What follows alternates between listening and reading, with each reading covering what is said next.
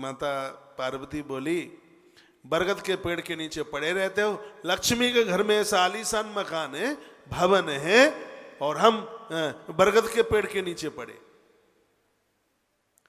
भोलेनाथ ने कहा कि महल की हस्तई रेखा नहीं है हमारे हाथ में। चलो ठीक है, समझ लिया हस्तरेखा नहीं है, ये तो सब बनाया जाता है। अब वो मैया नहीं मानी, विश्वकर्मा को बुलाया, भवन तैयार कर दिया बना करके। लिंग पुराण की कथा है, बड़ा आलीशान सोने का बनाया, उसमें राम जी का मंदिर भी बना के तैयार कर दिया, बड़ा अच्छा बनाया। विश्वकर्मा जी ने कहा सरकार देख लेते, वो भवन बन गया है। तो भोलेनाथ ने कहा हमारा तो बट का पेड़ ही ठीक है, जिसको चाहिए उसको दिखा दो।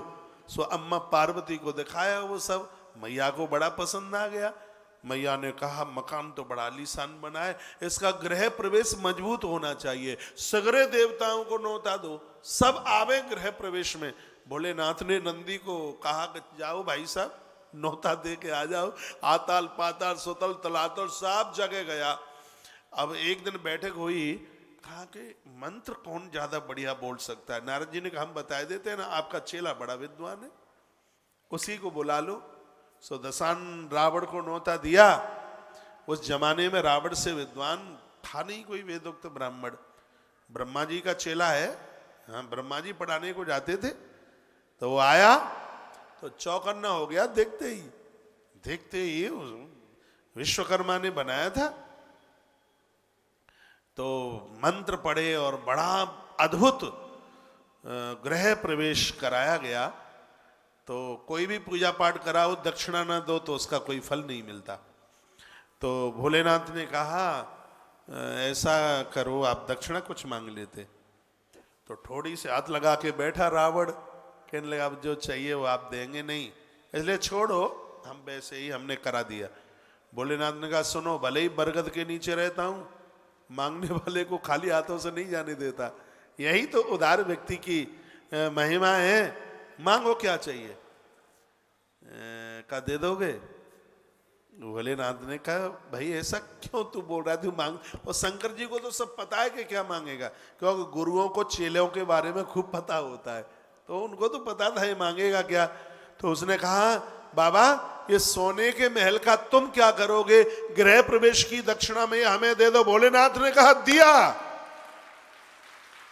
और पार्वती के सामने दाहिना हाथ किया, उधर कहा कि दिया, इधर दाहिना हाथ किया, कहा मैंने कहा था कि मेरे हाथ में मकान वाली रेखा नहीं है।